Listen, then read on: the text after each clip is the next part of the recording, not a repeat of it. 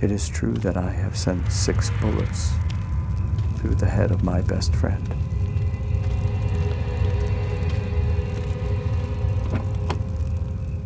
And yet I hope to show by this statement that I am not his murderer.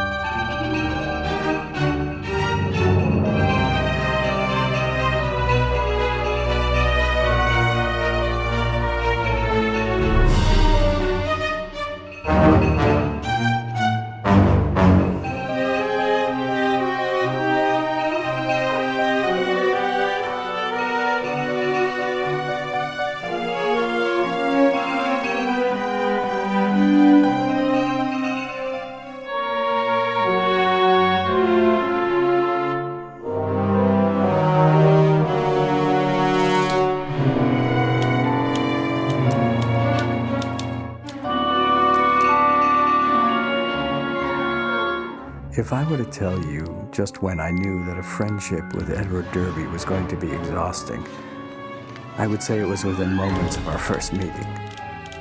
I was a college intern at his father's architectural firm, and Edward immediately took me into his confidences, making me his first and only friend, his personal chauffeur, and the keeper of secrets from his smothering indulgent mother and grim, unsympathetic father. His words, not mine. So I was hardly surprised the day he came to me with what would be an odd request from your average person. But this was Edward.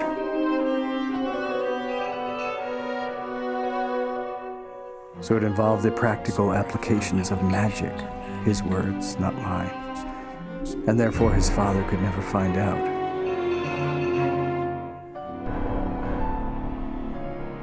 And as usual, it began with a knock on the door. Edward's knock.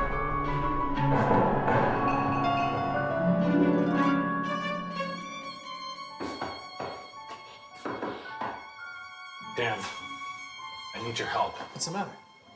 I'm being blackmailed. No, I'm serious. I need your help desperately. The only thing you need desperately is to have your head examined. I can recommend somebody to help you with that. Come on. You really want to know? No, I don't. Actual blackmail, huh? Yeah, it's like they're stealing my milk money all over again. Can't you just ignore it? Trust me, Dan. If it's anything like the second grade, I know how these things work. Pay it and they run away. Run away, they chase you. Is there a reason these things always seem to happen to you? I don't know. So, what do you say? 1,000? You know I'm good for it. $1,000? I don't know, Edward. Come on, Dan. He'll disown me. He would not. They'll cut off my allowance. I'll be penniless. Could always get a job. Out of the question. Dan, this is a grave matter. Is this what Europe does to a person? Yeah, 6 months ago, I didn't think you would have pulled through. Oh, you're talking about my psychological malady. It's called grief, Edward. I was incapacitated with lamentation. Whoa. Semantics and rhetoric, Daniel. I lost my mother. Nothing poetic about it. Hardly. My whole life, my only avenue to freedom was my imagination. I'm not a strange child with a secretive inner life anymore. I'm an enormously educated, dangerous adult. You're not writing this down, are you? I'm writing you a check. For what? For your blackmailer. Because I realize if I don't do it now, I may have to support you for the rest of your life. Because I love you. So let's leave it at that, okay? Thanks. You know I'd do anything for you. Likewise. Oh, there's one other thing. There's a meeting of the intelligentsia at Miskatonic tonight. I need a lift home. Fine. Now get out of here. Some of us have work. Thanks. I'll call you later, and I'll pay you back. I promise. You better. Hi, Marion. Good luck with that growth. Hi, Edward. Hi, Edward. What was that about? He needs a ride home later tonight. I said I'd take him. What happened to his chauffeur? I didn't ask. When's he gonna learn how to drive? Believe me, I've tried to teach him. Edward's mind wanders too much to drive. How convenient. I'd be happy to work with him if he ever decided to be anything other than a perennial child. I'll let him know. If you need me, I'll be out back having a smoke. Marion, you said you were gonna stop. Just kidding, Dan. I'm not in the habit of being dishonest with my wife. But where Edward was concerned, I learned long ago that less information meant less aggravation for Marion. It drove her crazy that Edward never seemed to learn from his mistakes. Case in point, the blackmailer hadn't even received his payment. Is realizing And Edward was back carousing with the Miskatonic set. what is inevitable. Hey, I was wondering.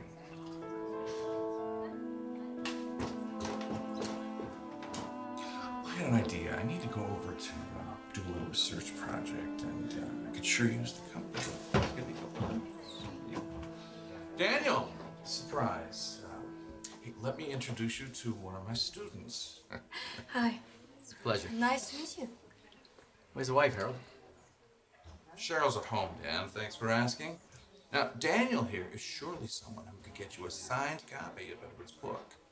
What book? You read another book? No, I'm talking about Asenath. That's 20 years ago. Yeah, but I heard it was really good. It was better than good. It was a phenomenon. He's only 17. He's a one-hit wonder of nightmare lyricism. Too bad. And 9 is the first time you know. Who's the there are hypnotist? things outside of. That's Asenath Waite. She's one of the Smith Waites. Excuse me? Strange element there. Not quite human. Been studying with Professor Gilman too much. It's when you first start to ask the question. Well, Asenath's situation is a bit more authentic. Waits lived in the decaying mansion on Washington Street. It's creepy. We've been there. All the windows were boarded up. This is what they're teaching you there? Very funny, Dan. Now, the old man, Ephraim, was known to have been a prodigious student of the black arts in his day. Before he died, he had been searching for a young man to study under him. She looks fiendishly like him sometimes.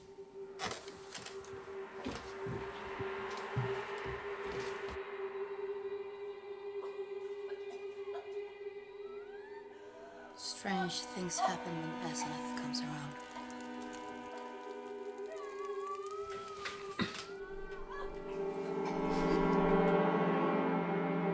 I saw that look on Edward's face. Was your friend all right in there? She's incredible. The look meant new fascination, infatuation. I was confused as to the object at first. Was it the bizarre transaction that I had just witnessed? The bubbling blister on that woman's hand? Or the transmaker who was throwing up and howling in the bathroom? After the smoke cleared and the burns were salved, I learned it was the hypnotist herself We have the same interests. that had earned the greater same part of his attention. boyishness. She's got sort of an odd reputation. Well, people are intimidated by her. You're not saying anything, Dan. I'm happy to see you're so upheaved about her. Thanks, Dan. And thanks for the ride. Thanks for everything.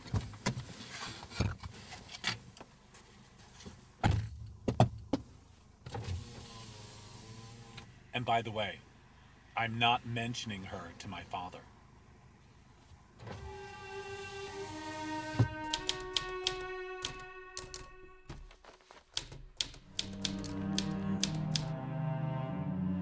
I never thought I'd see the day. Me neither. So how long has this been going on? About a week.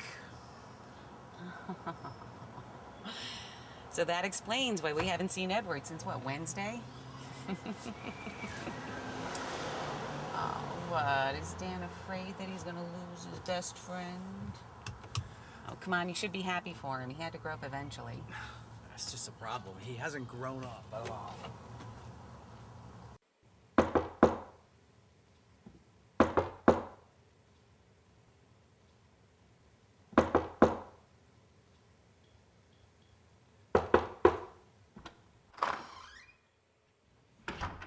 Good evening, Dr. Upton. Edward, for a second there, I thought that maybe you were one of my patients. Not today. Sometimes they do wander around the house, knock on the wrong door. We really should lock that.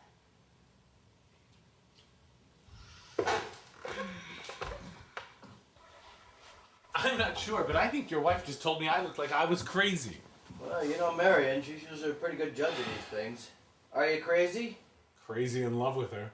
Asenath Waite, not your wife. Yeah, that's what I figured you meant. She has seen so much in her life. You can tell just by looking in her eyes. She gave me this so she can always be with me. What the hell is that? I have no idea. I want to see what she sees. My writing has always been so academic until now.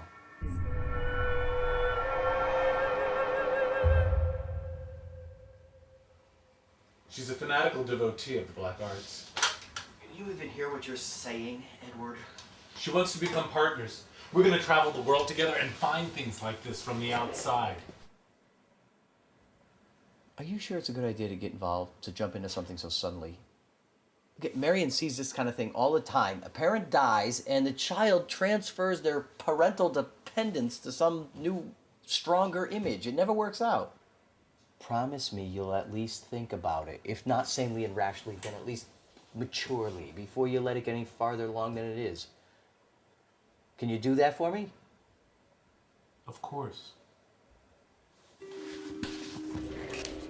Edward seemed to be moving forward with his new relationship, and as he said to me, he considered it a smashing success.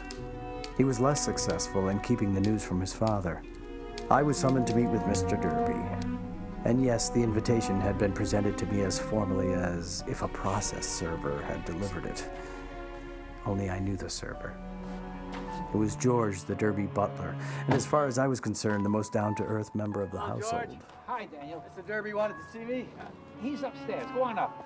Can I bring you anything? No. Thanks, George. I'm good.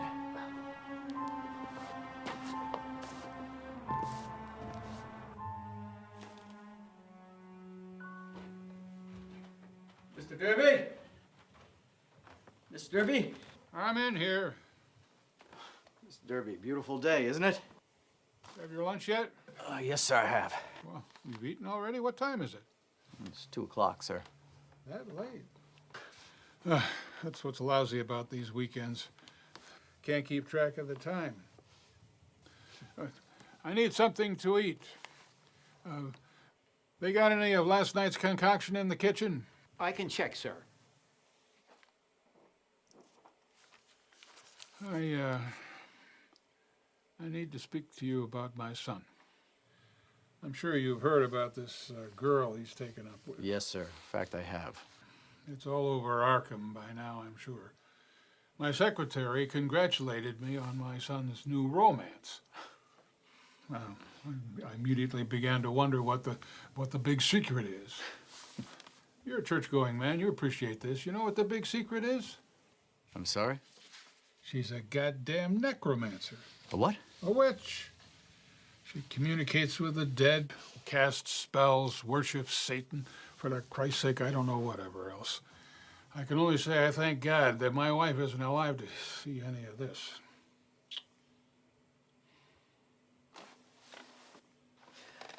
Mr. Derby, I'm sure it'll pass. He's infatuated with her, that's all. Huh, I see he's kept you in the dark as well. What do you mean? Well, I wormed the real truth out of the boy. He means to marry this Waite woman. They're looking at houses together. He tells me everything. Huh. Usually you have great influence over my boy. Help me break off this affair, Danny. Mr. Derby, I admire you and respect you. You've done so much for me in my life. I'd do anything for your family.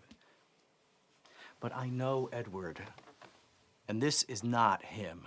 This is not a question of Edward's weak will, but of this woman's strong will. Must be. Talk to him, Danny. He'll listen. Well, regretfully, must express my doubts. Nothing more can be done.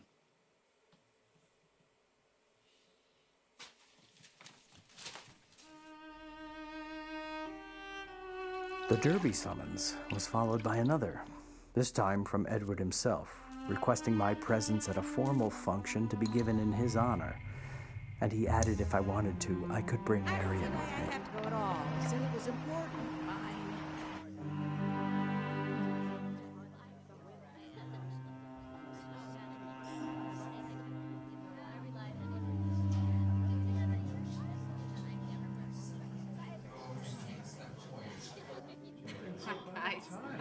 I know, I'm huge. I don't fit in anything anymore. It's nice to see you. I know, I can't wait for this. Men will never know what it takes.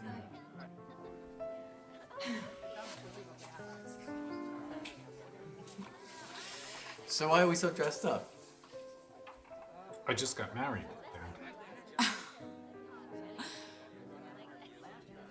Oh, here. You're crazy. Give me a hug. Crazy. Congratulations. This is my wife. Cheryl. Asenath. I'm Daniel. I know. Edward speaks of you often. Yeah, I've heard a lot about you too. It's nice to finally meet you. I've been busy with the wedding, No, I didn't. Yeah, I can see that. and my work always keeps me occupied. Sure. Congratulations. Thanks. Edward tells me that you guys have purchased the old Crown and Shield place at the end of High Street. Yes.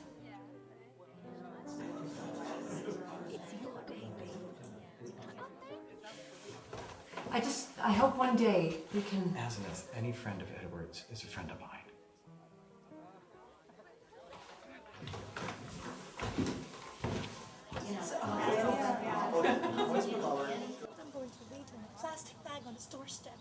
It was only because her voice was still fresh in my mind that I paused when I heard it in a heated conversation just outside the front door. The exchange did strike me as inappropriate considering the occasion, but I didn't mention it to anyone at the time. Events continued to get stranger that day.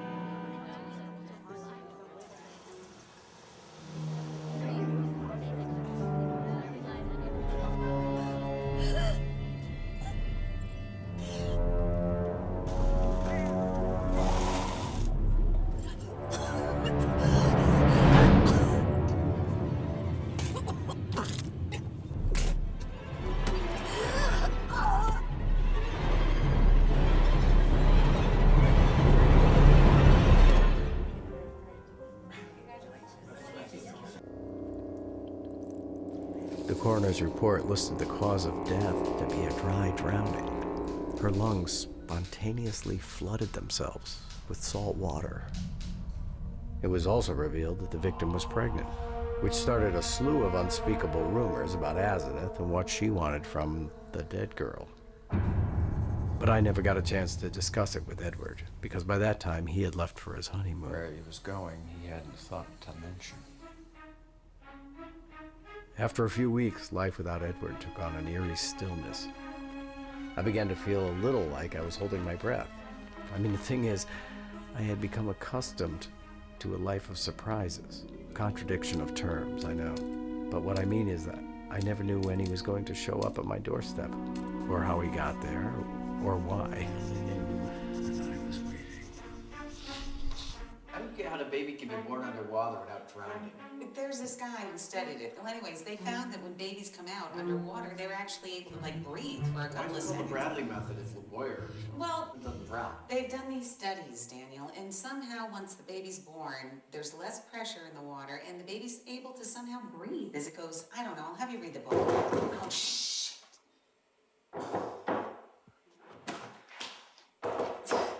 Welcome back. How's married life? Educational. I've never heard it put like that before, but it's actually not a bad way to look at it. Oh, God. Can I get you anything, Edward? No thanks. I'm fine. So how was Europe? I hear it's beautiful this time of year. What we saw of it, we spent most of our honeymoon in more obscure locations.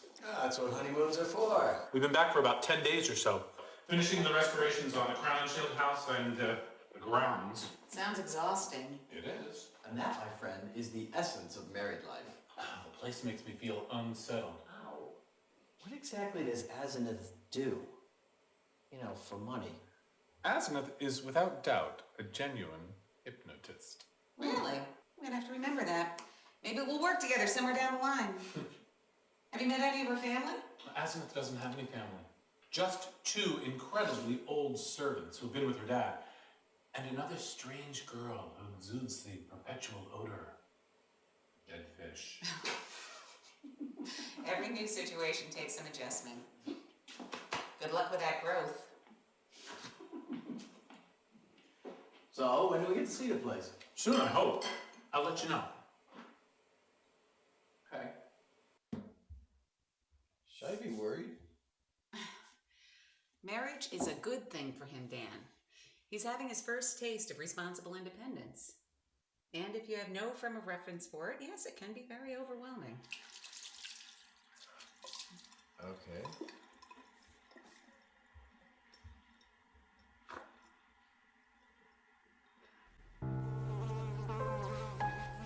It's a little too easy to fall in with the gossipy circles that unite a small town like Arkham. I do my best to stay out of them. But even I was curious about the peculiar union of Edward and Asenath. I found myself driving by his marital residence, Crown and Shield, as it was known about town, to catch a glimpse of his new life. The place was disturbing. I could only imagine his father's embarrassment. Not only had his son married into the most notoriously strange family in a 50-mile radius, but he was living with her in the neighborhood's most dilapidated structure.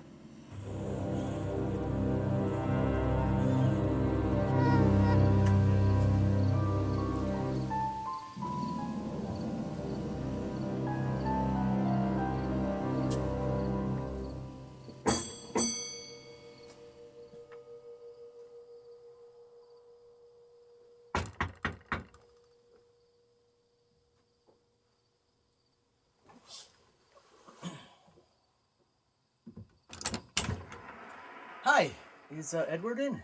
No. Oh, wait, whoa, just, do you know when he's expected? No. What's your name? Eunice. Eunice. Is the lady of the house in?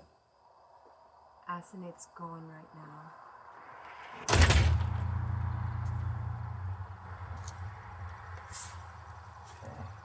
Okay. Eunice.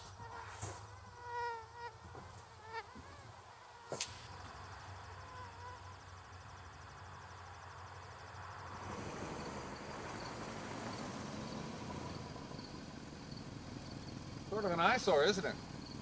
Yeah. Pride and joy of the neighborhood. I was under the impression they were renovating. Who knows? Maybe they're working from the inside out. Have you been in there yet? No, haven't gotten an invitation. Too bad. Cheryl's been asking for the inside scoop. Have you heard from Edward lately? Less and less.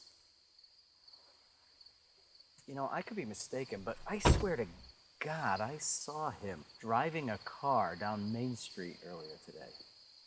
Kind of out of character for him. Who knows what his character is anymore? Hey, I don't know if you've noticed, and I've heard this happens with couples who've been married for a long while.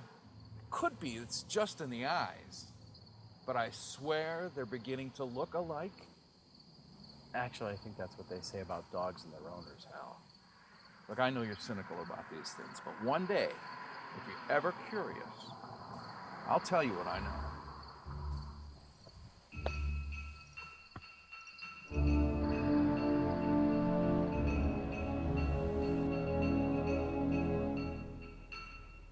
The biggest change in Edward was a sudden one. He was like one of those terminally sick patients who hangs on for years and then one day takes a turn for the worse. And as a chronic illness often does, it tightened its grip late one night. We often feel embarrassed to admit to ourselves, that, not to mention to anyone else, the games that we play. I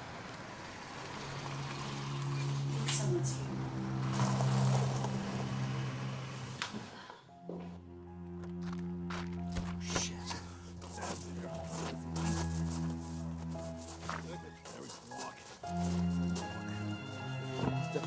What's the matter with him?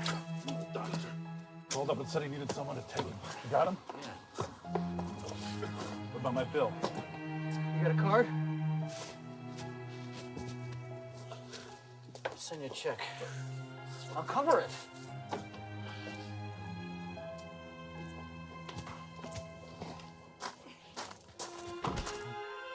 I'm losing here. What's that, your mind? My identity. Do you remember that book we were gonna write? It was a long time ago, Edward. You were going to illustrate a book of my poems. You said you were gonna draw your dreams. You knew something, didn't you? Oh, never give the devil a ride. He'll always want to drive. Are you drunk? I need to have a serious talk with you later. You should stay with your father for a while till you feel better. My father's dead. Oh my God, Edward. When? 2 days.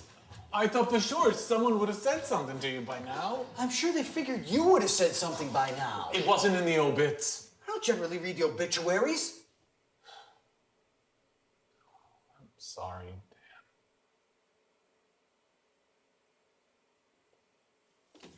Oh, I'm sorry. Come on. Stay here tonight, get some rest.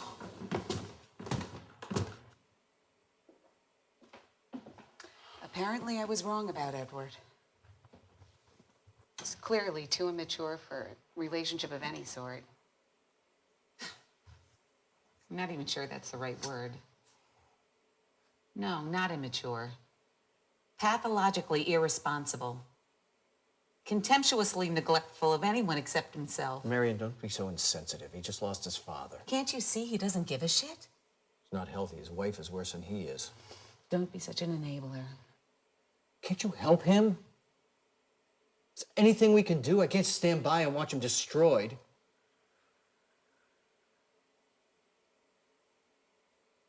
Maybe we can get to know her better.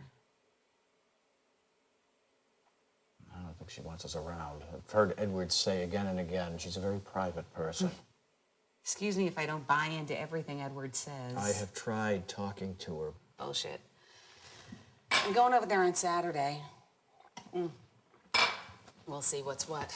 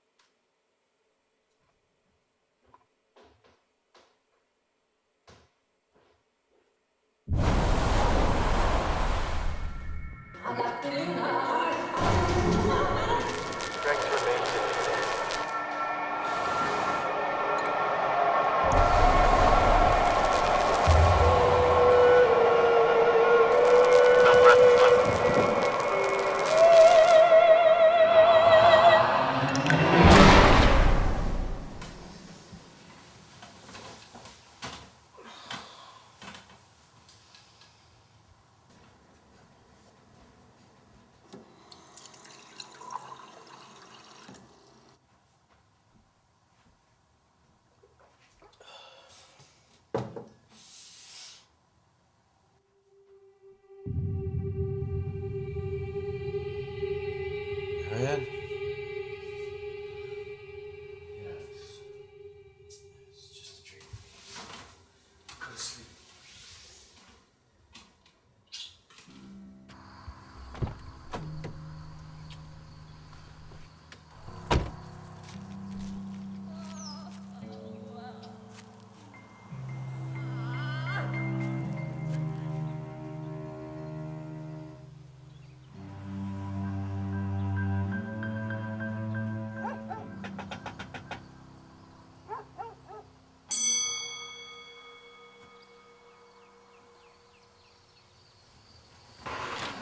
Hello, may I speak with Asenath?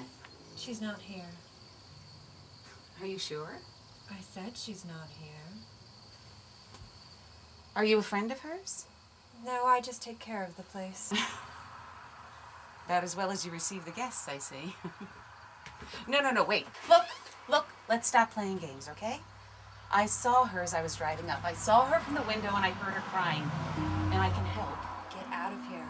Leave us alone. Wait, Let go of this door, go away. Look, hey, no! Well, tell her that Mary and Upton came to see her. And then I'll be back tomorrow.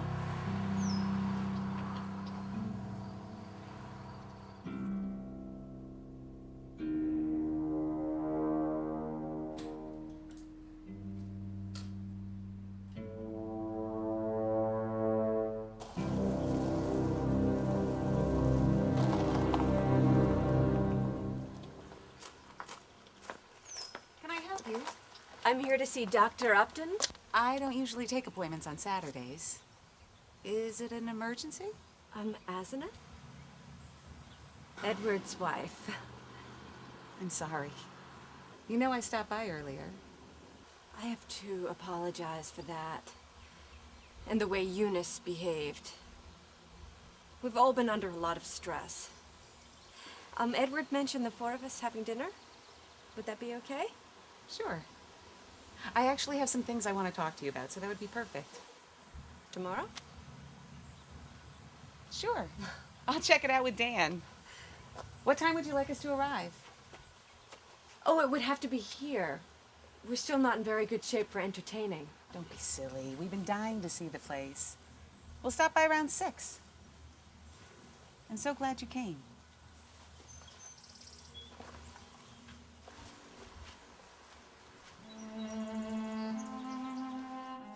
Oh, thank God, I'm starving. The baby's really acting up today. Relax. Dinner's coming. Oh, by the way, Asenath invited us for dinner tomorrow night. Okay. Oh, you are so fucking cute.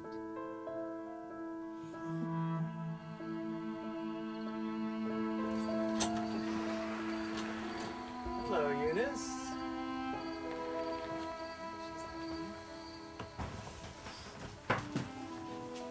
What's the matter with her? She wants to know about your baby. Can't she talk? Not anymore. I brought this. They've been with me all my life, and my father before me. They're not accustomed to visitors. Can I offer you a drink? Water.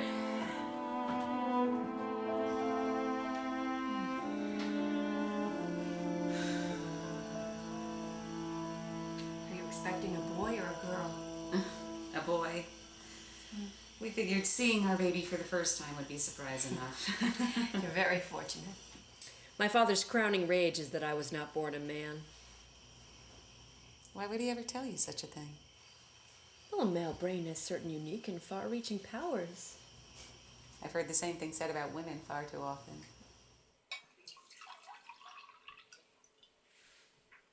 I was shocked to hear about your father. He was a good man. I know. Seemed to be taking it pretty well. You can talk to me, you know. I'm trying, just not here. There's nobody listening. She is always listening. She always has an eye on me. Okay. Your line of work encourages people to believe that nothing exists that is not of this world. Some people need to be guided. And those are the people you have come to understand. May I use your restroom? Up the stairs and to the right. Oh, and Asenath? There's nothing wrong with your brain.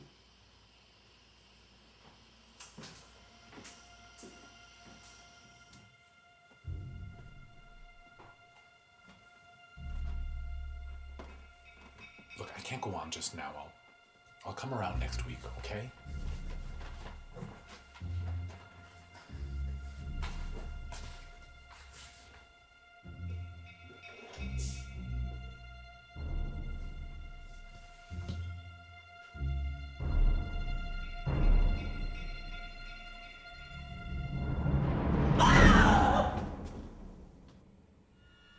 It was a little uncomfortable for Marion to work out an explanation for her momentary hysteria.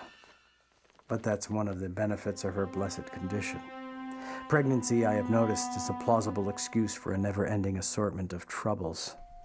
Afterwards, we had a good laugh, followed by this awkward silence. She's an interesting woman. I'm not interested. Stop it, Dan. What? I don't like her.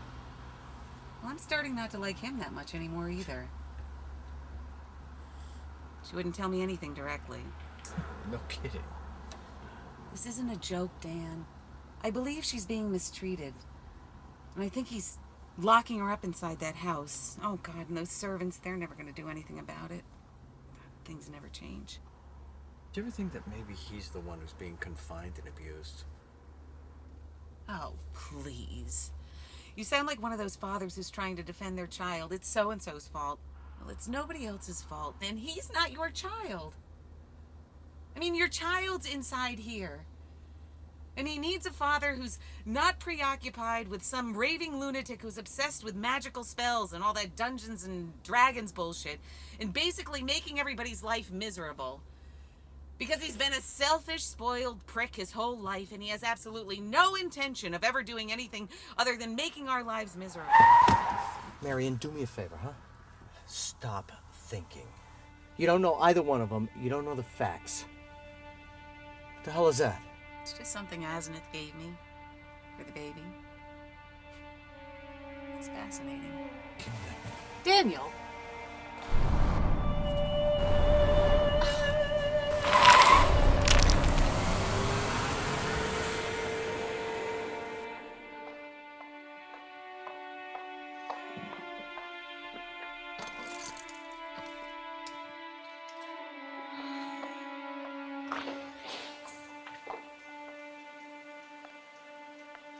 Asenath? I saw Dan's car was gone. I wasn't sure if anyone was home. Are you sick? You were on your way out. I won't keep you. No, it wasn't important. I've got some time. He's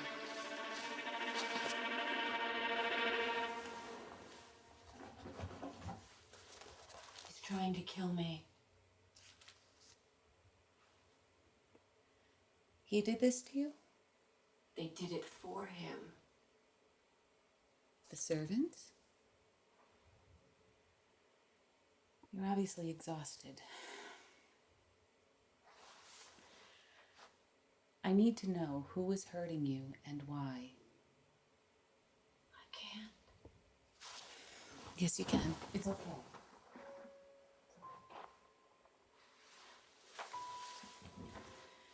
Breathe with me a little.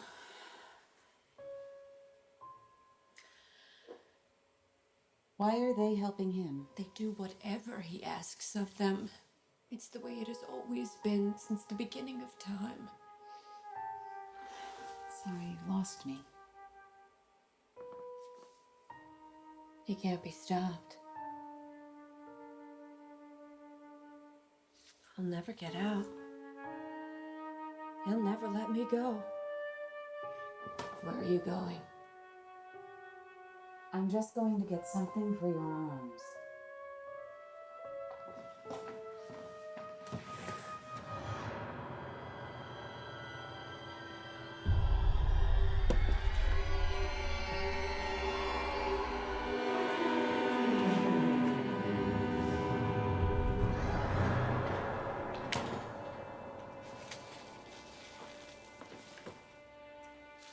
I'm listening. Why did he curse that his daughter wasn't his son? Tell me, what did he do to her? In that house of horror? What did he do to you, Asenath? That's not my name. I never want to hear that name again. Marion didn't know what to make of the visit, or of the vagaries and riddles, and I couldn't help but be amused by her perplexity. After all, it sounded so much like Edward's usual banter that I had grown to expect nothing less. And it was not beyond the realm of possibility that Asenath would share the same enigmatic manner of speaking. And sure enough, when he asked me to meet him at the park a few days later, he greeted me with a similar complicated speech and a fistful of crumpled papers which he called proof. He clenched his precious documents as though they held the secrets of life and death. I don't know where to start. Wherever. Did Marion mention the visit? Visit? No, I don't think so. No, I didn't think she would. Asenath has started talking about the baby.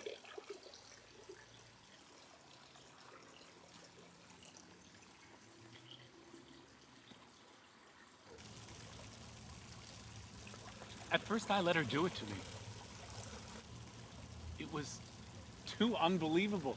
I thought it was a kind of hypnotism. There I was, looking across the room at myself. It was fantastic. When I asked her to stop, she started locking me up in the room. Dan, you have to believe me. I believe there are mental factors which make this marriage suicidal for you. Look, I'll help you get a divorce. I'll talk to her face to face. I'll tell her to leave you alone. Don't do that, please.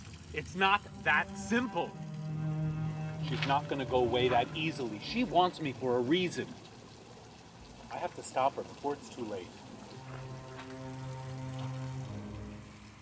You looking for somebody in particular? They're always watching me. See him?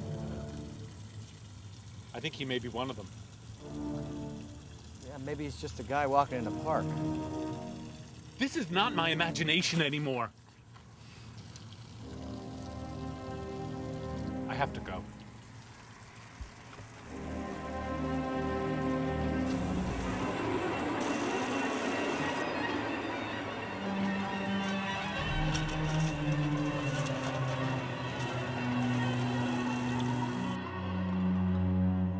He left me with one of the pages, his evidence. But evidence of what? Seemed either unable or unwilling to tell. The quandary was temporarily moved to the back of my mind with the arrival of more pressing concerns. Marion? Marion? I'm right here. Stop yelling. What took you so long? Where are you going? To the hospital.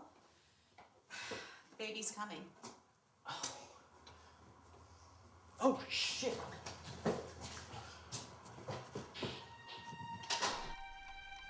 I didn't take him seriously when he said it. I had written it off as a product of his typical penchant for drama, but Edward had indeed gone away. Once again, he didn't tell me where he was going or when he would be back. And it was only a matter of days before I felt the vacancy created by his absence. I had something monumental to share with him, and he had chosen this moment in our lives to disappear. They didn't leave an emergency number or anything? I remembered how he had insisted it would be better for Marion and the baby and me. Edward a message then. I had to know what he meant by For a that. month. Eunice, this is really not worth additional discussion. I just... Tell Edward that my son was born today. Tell him we named him William, after his dad. I thought he might like to know.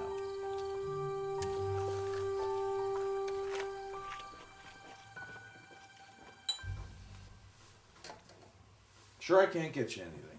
Oh, no offense. I just can't stand the stuff. Well, I'll just have to celebrate alone. So, how's father treating you? I'm not entirely exhausted yet. Thanks again, Hal. Forget it. Though, not sure I understand you correctly. Was something about Innsmouth? Yeah, well, I just want to tap into your expertise a little. You mentioned you knew something about the Waite family in Innsmouth. Came to collect on your offer. Yeah, I could go on all night. What is it you want to know? Well, for starters, what do you know about Asenath Waite? Besides the fact that she's married to your good friend Edward? Yeah, besides that. It's a weird situation, Hal. There's There's either things he doesn't know about or won't tell me. I knew she had locked her father in a padded attic room. Towards the end, he began shrieking like a frightened child. How'd he die? Insane. Under rather suspicious circumstances. That was just before she began studying here. Was it murder? Who knows? No one cared enough to investigate, or no one was brave enough. Did you know him? Who, Ephraim Waite? Yeah.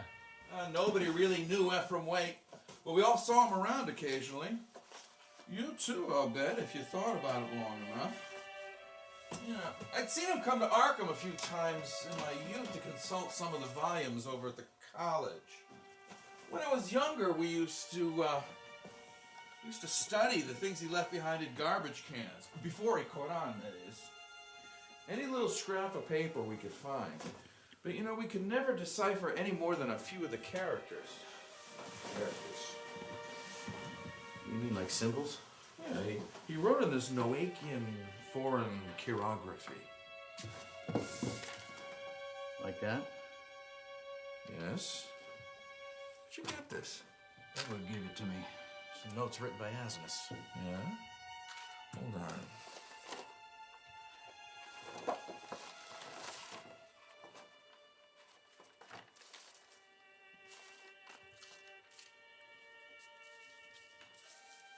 This is his work?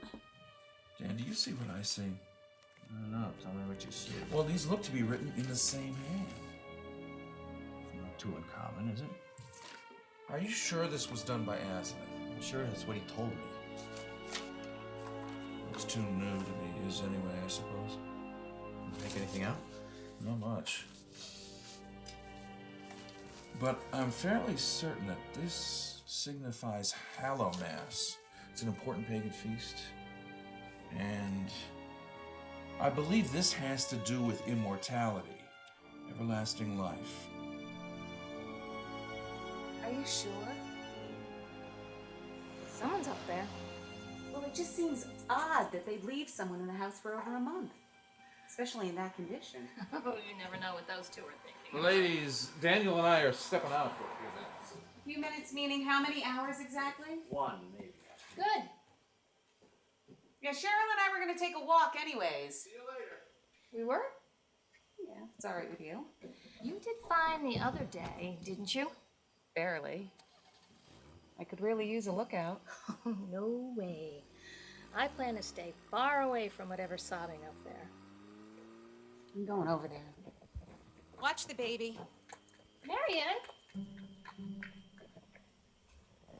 What's that smell? Ah, the godforsaken hole. Only the foulest of sea creatures wash up on the shores of Innsmouth. This is where Asenath spent her childhood. In a manner of speaking, yes.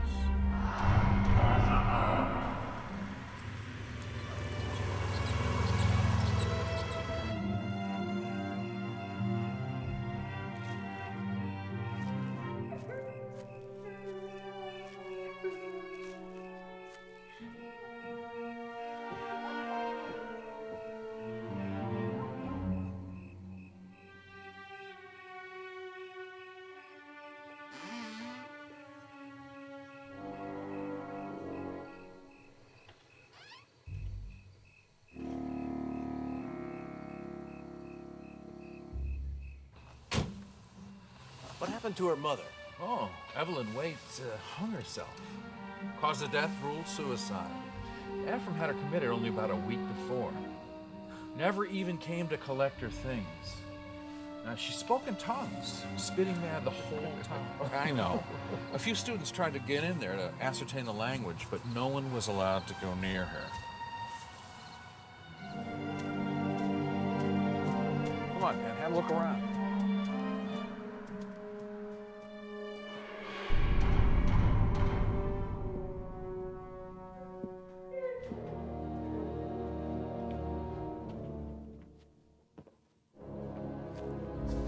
Ephraim Waite threw himself out the attic window and landed on his head. Cause of death? Suicide.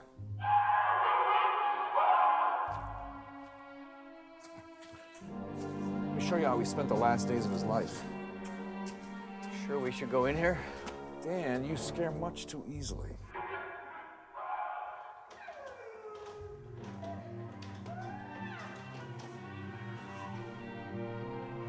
Who owns this place now? Sure, who has that dubious privilege?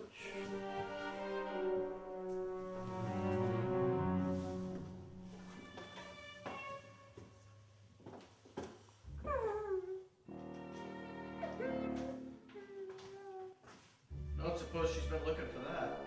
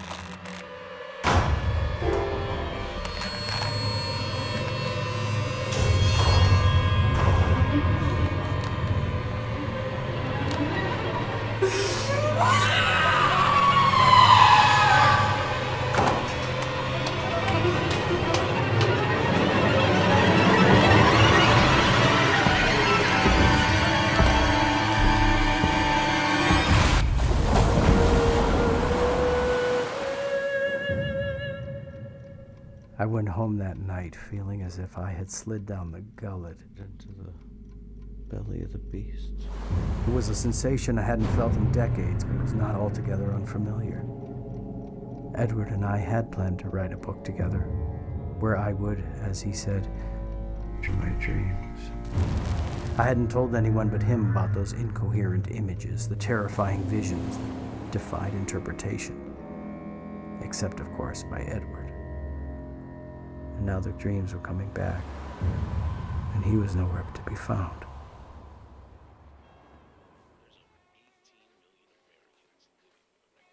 I went over there today. Where? Crowning Shield Place. What do you mean you went over there? I mean, I opened the door and I walked in. Okay. We have to do something. I don't know what, but we have to do something. Marion, what did you see? She was bound up. It looked like she could have been left there for any length of time. The ropes had cut into her wrists. God, it was just disgusting. And then she screamed. Who are you talking about? Asenath, Dan. I've heard about stuff like this happening all the time, and I always thought I'd be able to help someone when I saw them suffering. And what did I do? I ran the other way and hid. Like a frightened child who'd seen a dead thing walking. Did she see you? There's something wrong with her. Sitting in that chair so far gone, not even human. Yeah, the whole family went insane, you know that? Edward has nothing to do with her instability. I have to do something. Marion, did anyone see you there? I don't care. They have to know that they can't hide in the house that way. Answer my question. I don't know. I was scared. I hid. I heard someone coming and I hid, and then I got the hell out of there. Promise me you won't go over there again. I can't pretend that I didn't see what I saw. Don't ask you for much. I am asking for this. I don't know what he's been telling you, Dan. I know you think you love him. He's a liar. It's written all over his face. He's probably the most pathological case that I have ever seen, and yet you still believe him.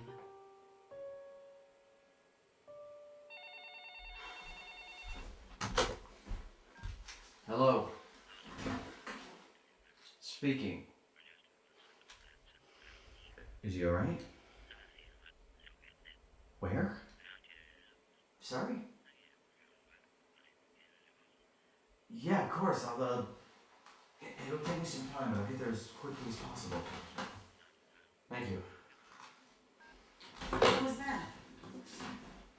Deputy Sheriff of Chesuncook, Maine. Apparently a bedraggled madman stumbled into his town today, raving deliriously and begging for protection. Edward. Was just able to remember his name and my name and phone number. I will be back as soon as I can. I didn't want to leave my wife alone. I didn't want to put her in danger. She was afraid and it pained me. But I was helpless to stop it. I wanted to hide my own fear from her. I wanted to bring peace and calm and safety back into our lives.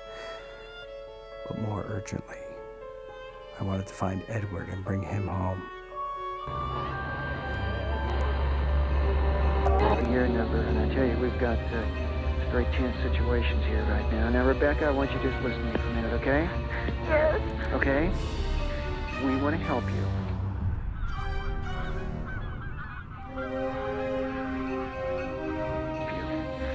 Now, we can help you in a number of ways.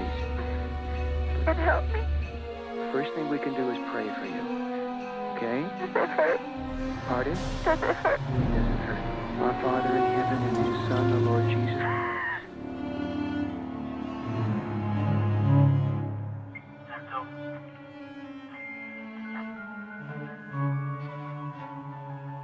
It's Michael. Huh? Michael, the Archangel. St. Michael. Patron saint of policeman. According to the book of Daniel, when the world's in real trouble, Michael will reappear. How do you know about all that? I was born on Michael Mass, and my name is Daniel. I don't know anything about that.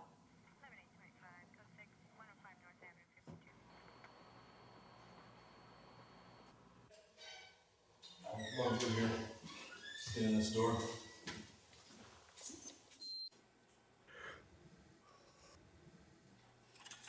You gotta get some coffee in you before you head back. You're liable to get yourself killed. I'll take it under advisement. It looks like he's asleep now. Can he be released? Yeah, now that I've got someone to release him to. Last time I saw him, he was in no condition to be out on the street. I'm sure he'll be all right. Yeah, I don't know about that. I'm not sure what happened to him out there. I couldn't get it out of him. He doesn't drive. He probably got separated from his party, panicked. Give me a call if you remember something. Yeah, sure.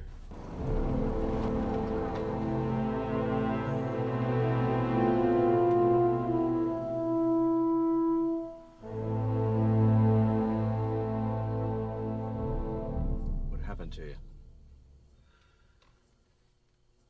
Oh, for God's sakes. I can't stand it. I won't stand it. I'll kill her if she sends me back there again. I'll kill it with my own hands. Shh. Please don't make me go back. I can't. You do believe me, don't you? I'm not going anywhere tonight. We'll talk it out. We'll figure it out. Thanks, Dan. If I go back, one of us will die. Stop saying that.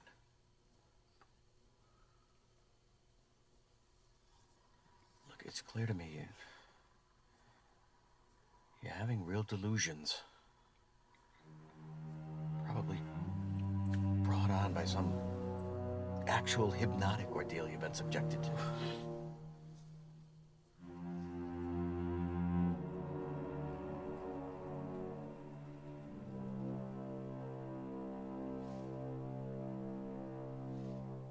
Dan? You awake? Yeah, Edward, I'm here. I know someday that she's not gonna let me go. Even now, it's only when she has to. She takes my body constantly now. nameless places for nameless rituals.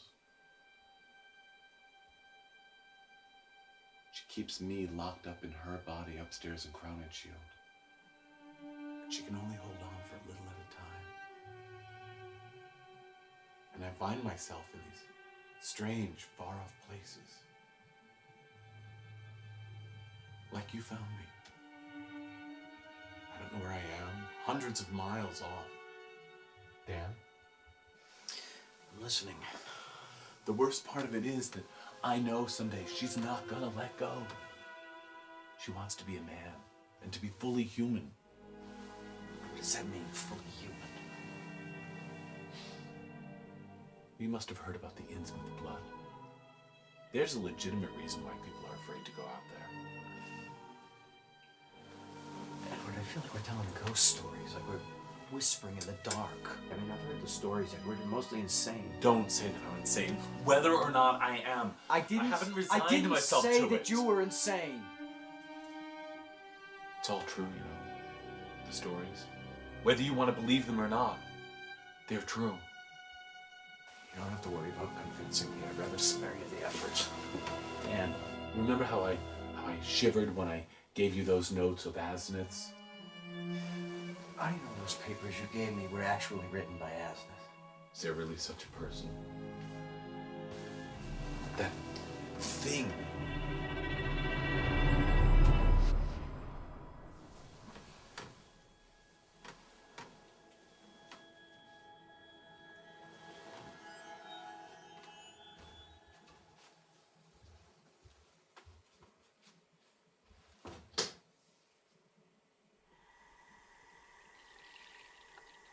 Edward, you all right?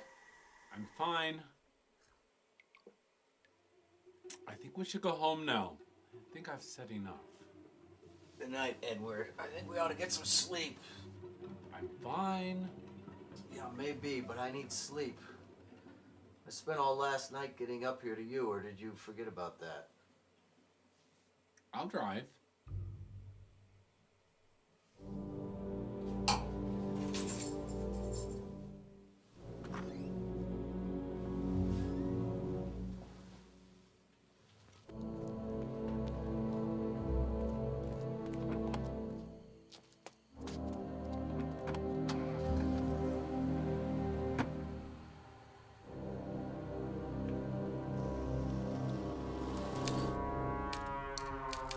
Either there was truth in what he was saying, or he was just crazy. And if he was, then he was dragging me with him. And what about the change that seemed to come over him, like a mechanical click? It was at that moment that the thought dawned on me. This man that I had for so long considered my closest friend, this person sitting next to me, whose face was so familiar. I may not know him at all.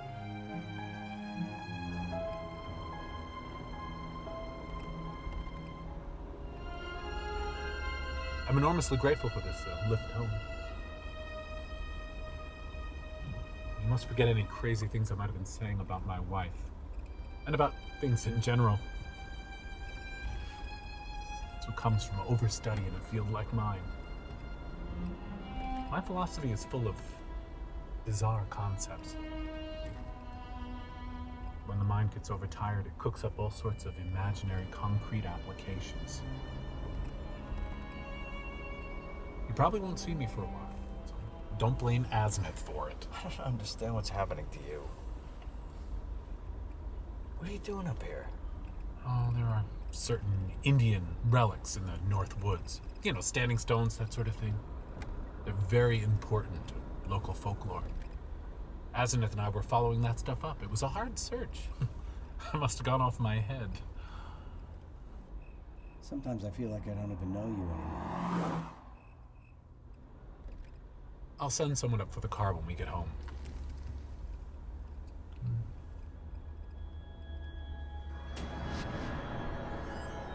I won't stand.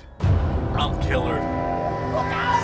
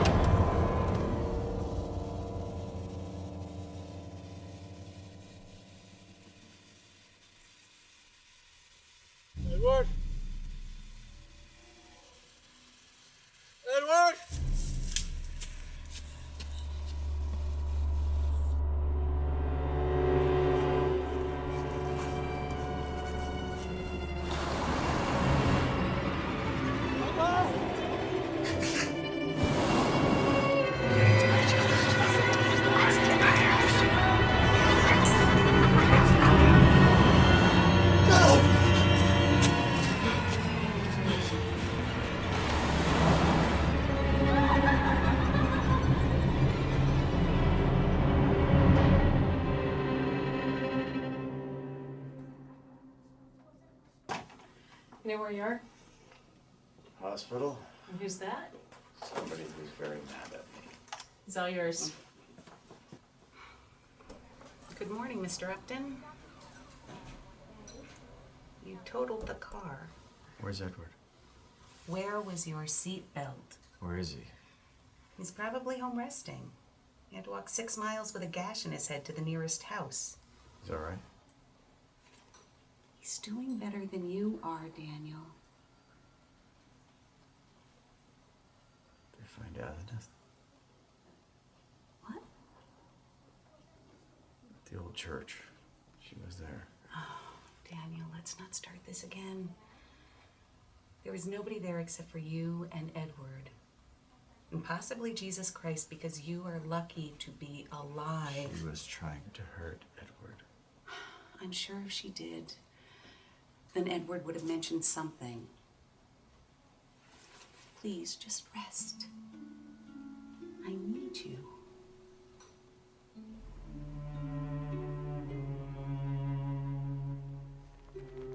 By now, I thought I would have to accept that my friend was lost. Not that I wanted to. And I wasn't even sure I could, but I didn't hear a word from him since the accident. I've been toyed around with the notion that I might not recognize him if I ever saw him again.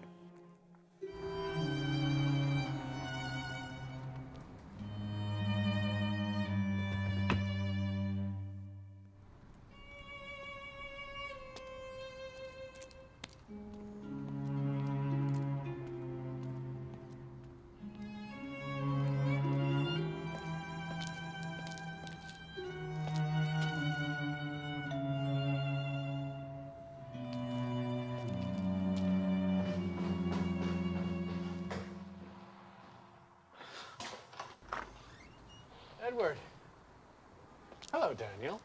how you been? I was worried. Much better. I just came by to collect some books I lent you. Remind me. Studies of the old Innsmouth architecture. Oh, God. Yeah, get him out of here, huh? Where's the baby? Marion took him to the pediatrician.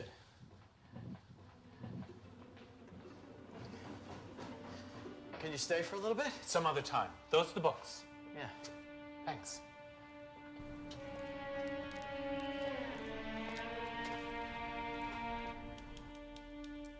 I did recognize the man who rang the doorbell that day. It was the same person who drove my car back from the woods of Maine. Edward's regular nervous energy had been replaced by this one's uncanny calm. There was no trace of my old friend left. But just when I had prepared myself to give up on him, I heard his knock. And of course, I had my doubts. I told myself to be cautious. Do you have any whiskey? Is that what you're drinking nowadays? It'll steady my nerves. Marion's probably got something stashed away. Asenath is gone, Dan. She just walked out. I suppose people will talk, but I can't help that. There's no need to mention that there was any trouble. Just say that she's gone on a long research trip. And she's probably going to stay with one of those horrible groups of devotees. And you're okay with this? I hope she'll go out west and get a divorce. It was horrible, Dan. She was making a prisoner of me. This is worth a toast. You're completely out of your mind, and I don't give a shit. It's wild. Drink up to your newfound freedom. To freedom.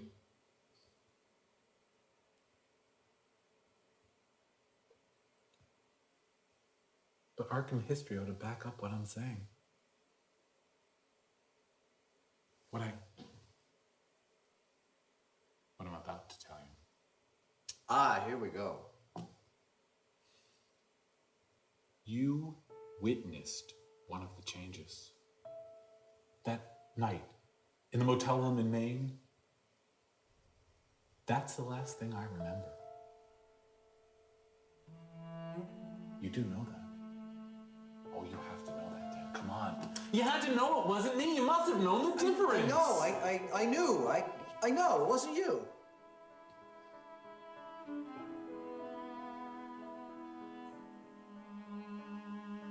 There's more I can tell you. And I'll tell you when you're ready to hear it. Right now, I just need to lay down for a while. Yeah, come on upstairs, get some rest.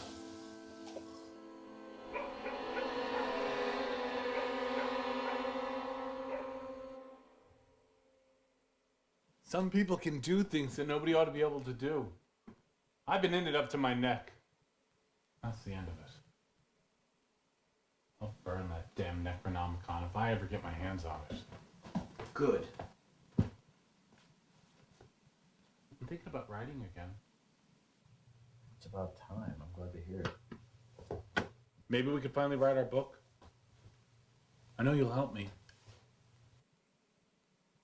I know I can count on you if anything happens. Even if I have to tell you a lot of things that might shock you. Of course you can.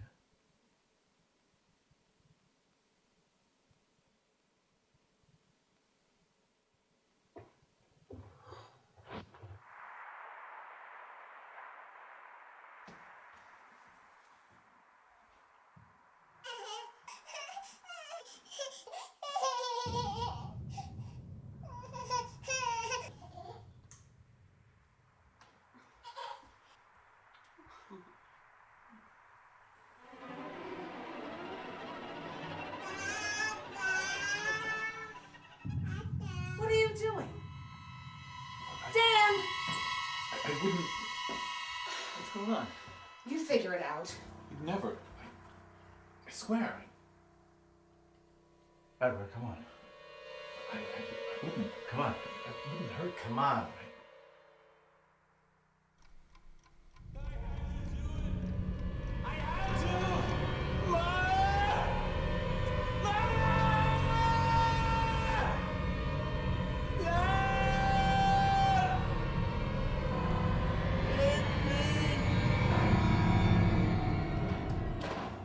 But Edward had crossed a line now from which there was no return. Seemed as though he was no longer just a danger to himself. We were out of options.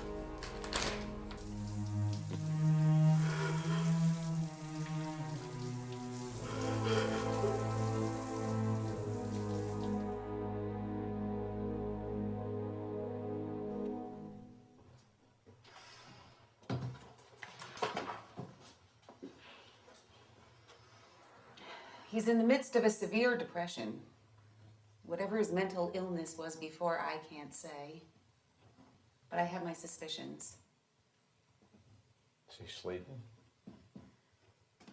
Right now, he's just sitting and staring, like he's listening for someone. And almost think he misses her. In his own dysfunctional way, I'm sure he does. It came in bits and pieces, but as usual, none of them fit. He could not articulate any kind of lucid explanation for his behavior or his frame of mind. But I was grateful, because if there was more to his madness than I was seeing, I didn't want to know. And yet I kept hoping that he would return to the fold. Over the next few weeks, I adopted a new regimen of unrequited visits, unreciprocated calls. I couldn't get through. No, not even after I finally tracked him down. George. Mr. Upton. Is he here? I'm sure of it. I saw a light go on in the basement. How long's he been doing this? He's had me drive him out quite a lot. Spends hours prowling around the house, principally down cellar. Most of the time, I can't get him to come back with me. So essentially, he's still living here. More or less. We've had the house ready for him for weeks now, but he's invented every kind of excuse to postpone actually moving out of here. Why haven't you told me this before? It's not really my place. I figured Mr. Derby tells you what he wants you to know. And she hasn't been writing to him? There's no mail from Mrs. Derby. Seems more like an extortion. I suppose. Edward! You know there's a light in here? Oh, over here on the wall. Please tell that to the accountants. It's just not speculative. Jesus. Why did you come here, Daniel? asked George to help me find you. I was worried. I'm sorry, Edward.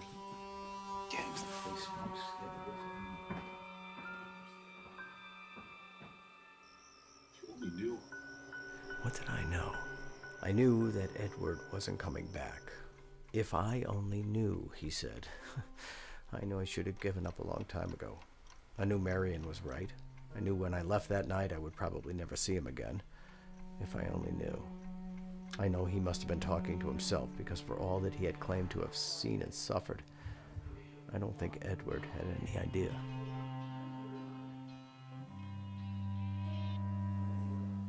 If you're going to keep doing that, I'm going to sleep. Sorry.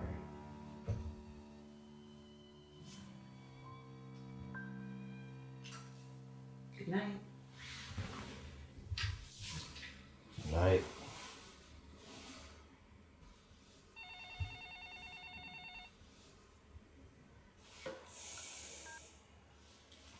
Hello? Hello? I'm sorry, I can't hear you.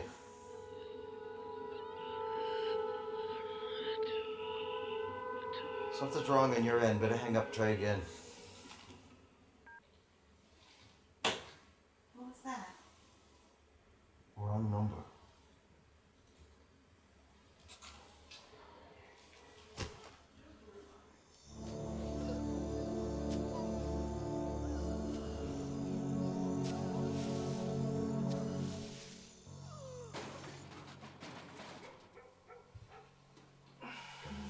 Go back to sleep, honey. It's just a Halloween prank.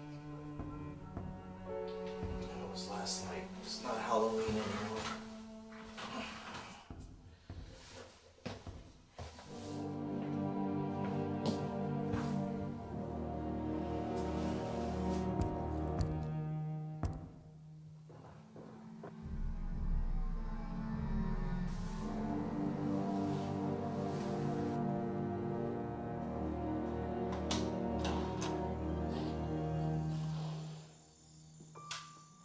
Hello?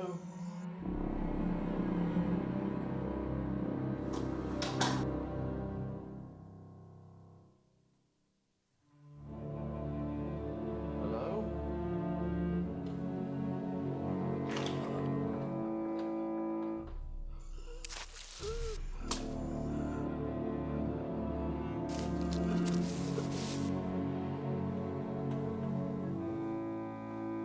Daniel?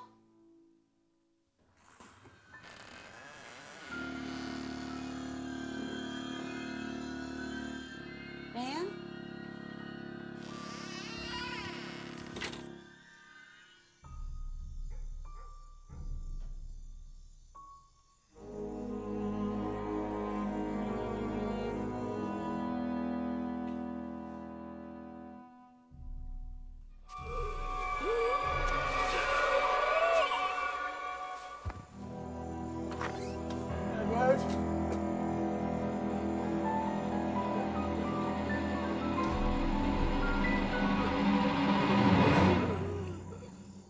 Edward? Daniel? What the hell? It's him. What does he want? Did he witness it? Yes, it's all true. No. Read it. Daniel! We'll help you get through this, and I promise you, it's going to get better.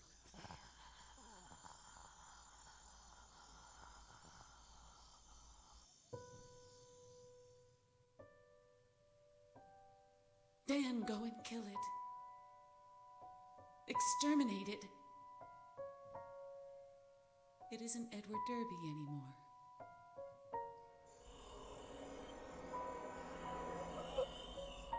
She got me.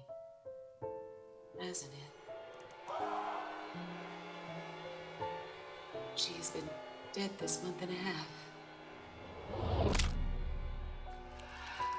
I lied when I said that she'd gone away. I killed her. I killed her.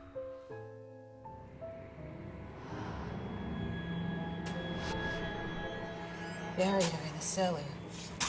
Buried in the cellar. The servants suspect expected the next morning, so I sent them off. It was all right for a while, but then I felt the tugging at my brain. Tugging at my brain and my soul. I found myself choking in the darkness in Asenath's rotting carcass. In spite of everything, I clawed my way out.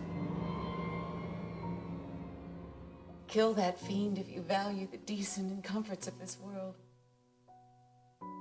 See that it is cremated.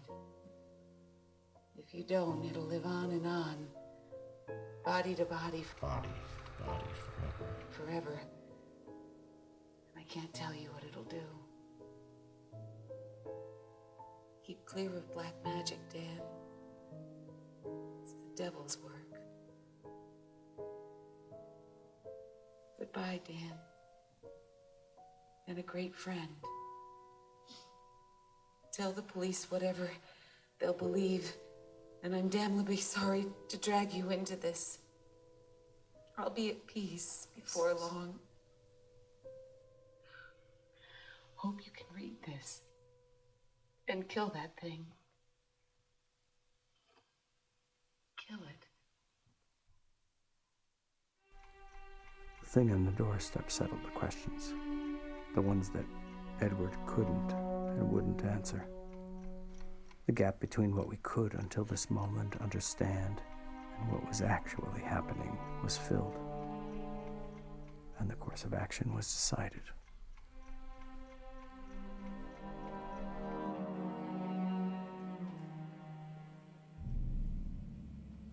Never gonna write that book, are we, Edward? Now isn't a good time, Upton. Edward. Can I even call you that?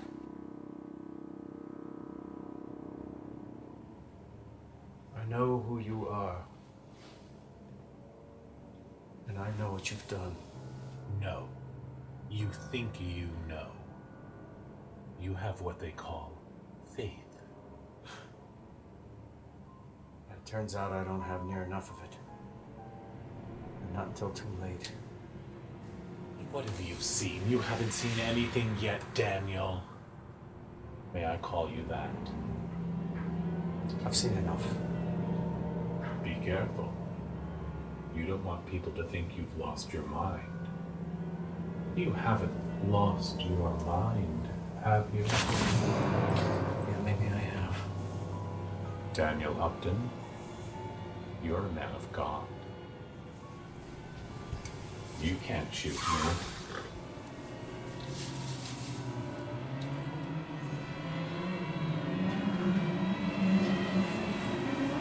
Yeah, you're probably right.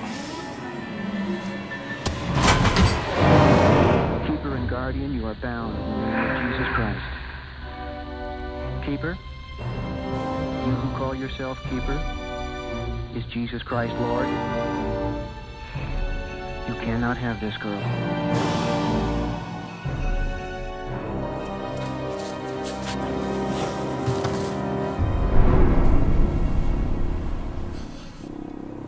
I asked for peace.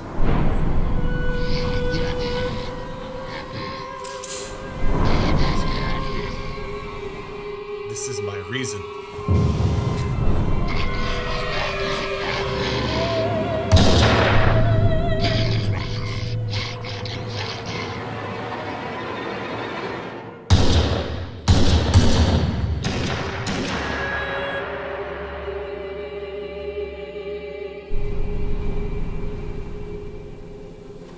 What should be the outcome of those events?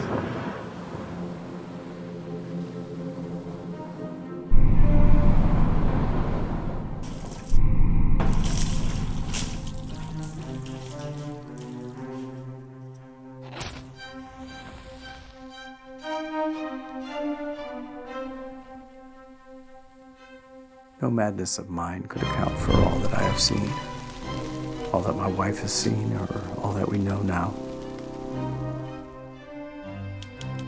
And I've been through enough to know that it isn't over. An evil such as I have dealt with can never be wiped out so easily. It's almost as if I feel it lurking just out of sight. And I find myself waiting, thinking that at any moment it could start again.